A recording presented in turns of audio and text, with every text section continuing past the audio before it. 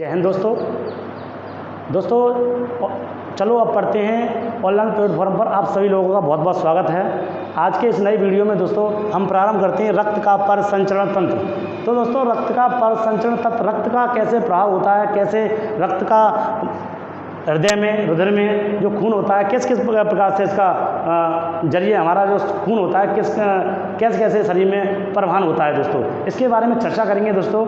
और दोस्तों बताएंगे कि इसमें कैसे कैसे क्वेश्चन कंपटीशन में पूछे जाते हैं और किस किस टॉपिक से क्वेश्चन आ रहे हैं दोस्तों। तो दोस्तों सबसे पहले तो मानव तथा उच्च श्रेणी के जितने भी जंतु होते हैं इन पदार्थों का जो परिवहन होता है दोस्तों, परिवहन के लिए एक पूर्ण विकसित क्या दिया गया है दोस्तों, परिसंचरण।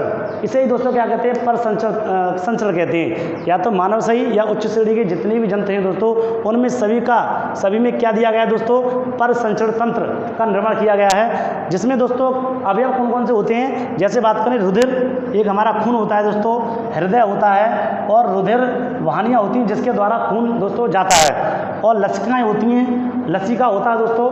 तो इसके द्वारा खून का क्या होता है दोस्तों, रुधिर का संवहन होता है दोस्तों। जैसे बात करते हैं दोस्तों रक्त का संगठन, रक्त मानव में अगर बात करें तो रक्त जो होता है 5 से 6 लीटर होता है दोस्तों। अगर मानव के शरीर की बात करते हैं, जैसे वयस्क जो व्यक्ति होते हैं उनमें जो रक्त की जो क्षमता होती है वो 5 से लगभग 6 लीटर होती है। और रक्त का जो पीएच मान होता है दोस्तों वो होता है 7.4। तो आगे बात करते हैं दोस्तों रक्त किन कौन चीज़ों से मिलकर बना होता है। जैसे रक्त में प्लाज्मा होती है दोस्तों और रक्त कोशिकाएं होती हैं। जो रक्त कोशिकाएं जैसे आरबीसी, श्वेत रक्त कोशिकाएं और डब्ल्यूबीसी, ये लाल रक्त कणिकाएं और ये श्वेत रक्त कणिकाएं, और रुधिर प्लेटलेट्स होते हैं दोस्तों। तो इनसे रक्त कोशिकाएं, इनसे रक्त बना होता है दोस्तों, जैसे प्लाज्मा और रक्त कोशिकाएं, आरबीसी, डब्ल्यूबीसी और रुधिर प्लेटलेट्स।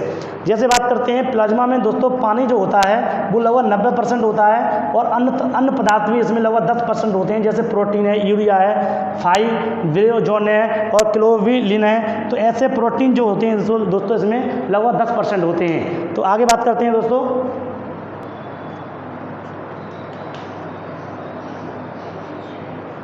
दोस्तों जैसे बताया हमने फाइब्रिनोजेन जो प्रोटीन होती है जो रक्त का थक्का बनने में क्या होता है दोस्तों, सहायक करती है। जैसे बात करें दोस्तों प्लाज्मा की, तो प्लाज्मा का कार्य क्या है, जैसे शरीर में जो ताप को नियंत्रण करने का जो काम होता है दोस्तों किसका होता है, प्लाज्मा का होता है। और घाव को भरने में, जैसे कोई कट लग जाता है दोस्तों तो घाव को भरने में जो काम होता है वो किसका होता है, प्लाज्मा का। आगे बात करते हैं दोस्तों आरबीसी, लाल रक्त कणिकाएं। तो इसका काम क्या होता है दोस्तों, लाल रक्त कणिकाएं जो होती हैं, जो रक्त में लगभग 90% भाग होता है इसका लाल रक्त कणिकाओं का। जिसका जीवन काल की बात करें तो जीवन काल दोस्तों होता है 120 दिन। इसका निर्माण होता है अस्थमज्जा में और इसकी मृत्यु हो जाती है प्लिया में, जिसे आरबीसी का कब्रिस्तान भी बोला जाता है। यदि बात करें आरबीसी का कार्य क्या है दोस्तों, तो ऑक्सीजन और कार्बन डाइऑक्साइड का संवहन करने का जो काम होता है वो होता है आरबीसी का। आरबीसी में हीमोग्लोबिन नाम का प्रोटीन पाया जाता है दोस्तों, जिसका कार्य होता है रक्त का रंग लाल करना। आगे बात करें तो दोस्तों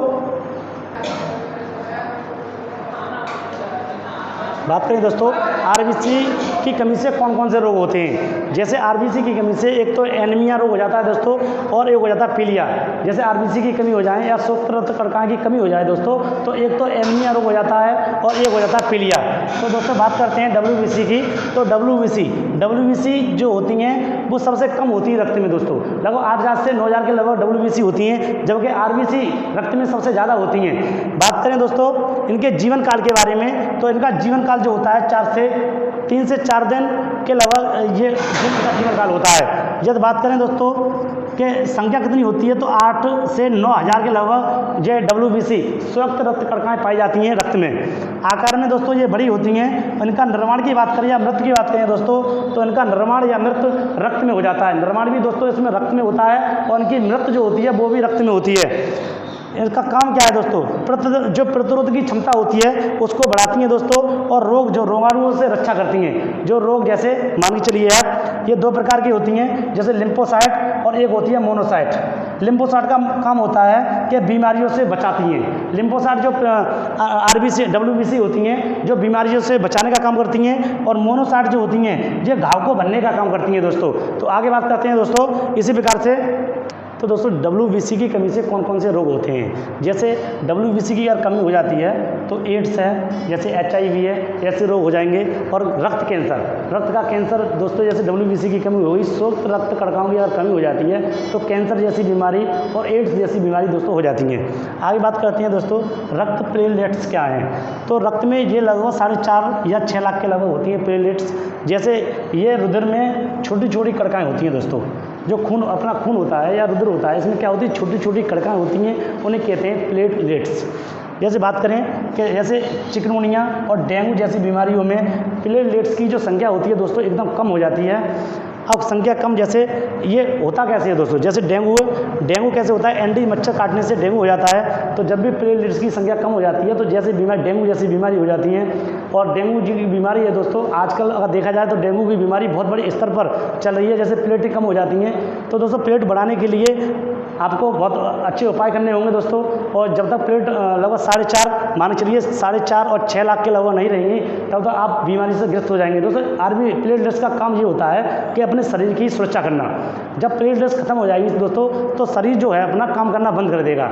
तो ठीक है दोस्तों, आप अच्छी तरह समझ गए होंगे परिसंचरण तंत्र क्या है, कैसे RBC काम करती हैं, कैसे WBC काम करते हैं। तो ठीक है दोस्तों, चलो आप पढ़ते हैं ऑनलाइन प्लेटफार्म को आप ज़्यादा से ज़्यादा सब्सक्राइब कीजिए दोस्तों, और लाइक कीजिए, अपने दोस्तों से शेयर कीजिए दोस्तों। जय हिंद, जय भारत।